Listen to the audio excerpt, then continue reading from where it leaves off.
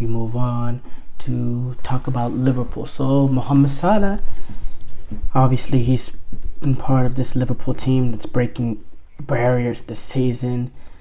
It looks like they're gonna get it over the line this season. They're sitting pretty right now, top of the Premier League, 6 points clear of Arsenal, with Liverpool still having a game in hand as well. For me, I'm looking at it. Premier League title race is over in my eyes. That's how confident I am in Liverpool to get this done. Not necessarily because they gap over Arsenal. Let's be quite frank. Arsenal was never gonna win the Premier League, but it's that gap to Manchester City, that 14-point gap with a game in hand. City, they're not covering that, and if City ain't winning the Premier League, then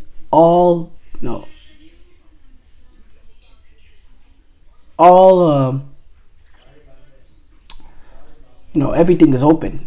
And it opened up that possibility for Liverpool, who's been hellacious this season. 14 wins, 3 draws, 1 loss, 45 goals scored, 17 goals conceded, 28 goal differential. They've been absolutely great. And Mohamed Salah, he's been an absolutely big part of that. You're looking at the statistics. He's had 30 goal contributions this season, 17 goals, 13 assists. Only in the Premier League alone in 18 matches. Even in the Champions League, he's had 4 assists, 2 goals. He has a goal contribution every game in the Premier League, in the Champions League. In terms of the Premier League, he has more than a goal. For every game, he has more than 1 goal contribution. I think he has around 1.35 or something like that. A really good number. He's such an important part.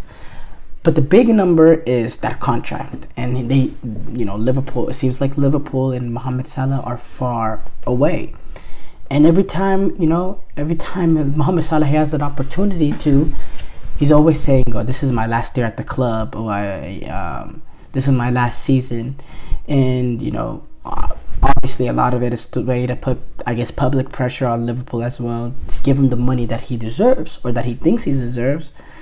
And a lot of that also is putting a little bit the attention on him, which I'm not a huge fan of. The fact that, Liverpool are going for a Premier League right now. There is, as crazy as this might sound, there is bigger things than your contract at Liverpool right now. There's much bigger things. Liverpool are in a battle for that number 1 spot to win the Premier League. And you're stirring the pot, and you're making this about you and your contract, and that you're seeking attention in the situation.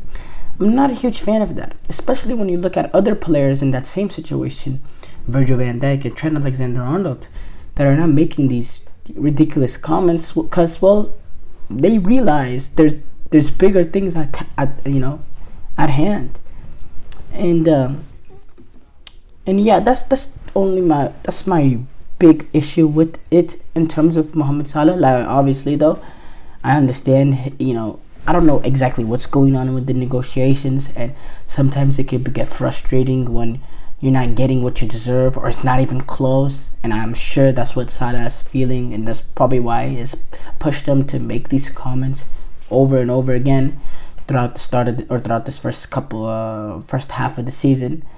But again, you gotta respect the team as a unit and what they're really battling for, and they're battling for more than just your contract right now. They're in the midst of the Premier League. They're also going to be battling for the Champions League later on throughout this next couple of months. So there's that. Now, as far as Liverpool, look, you need to retain Mohamed Salah.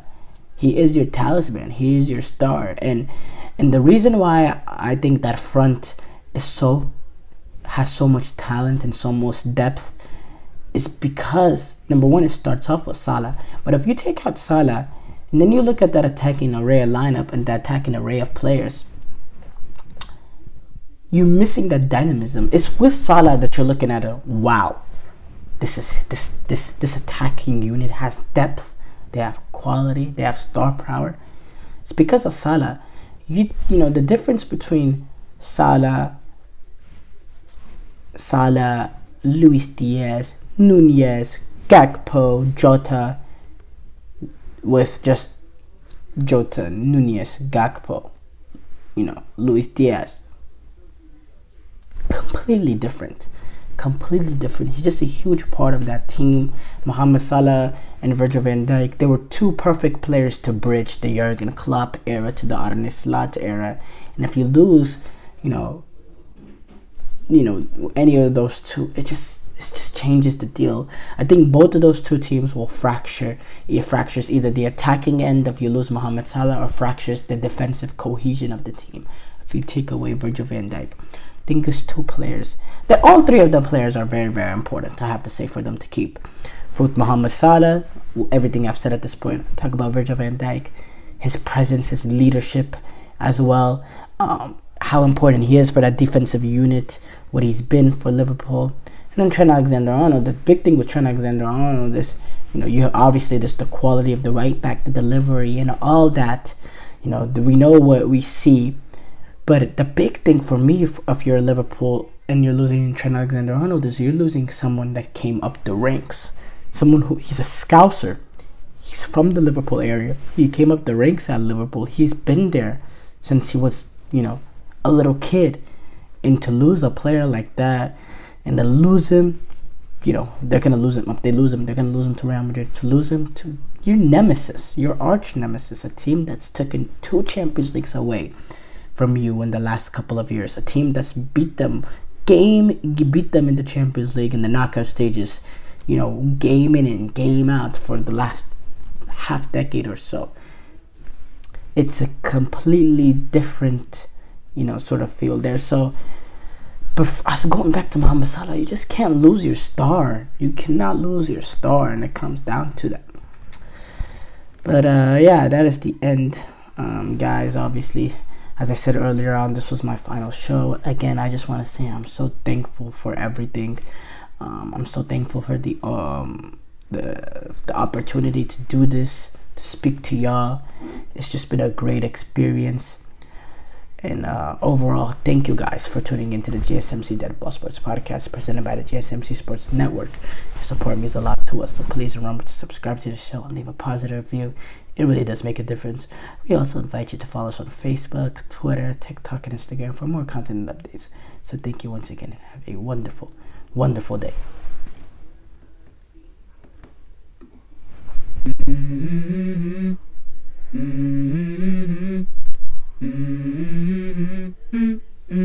Let's go.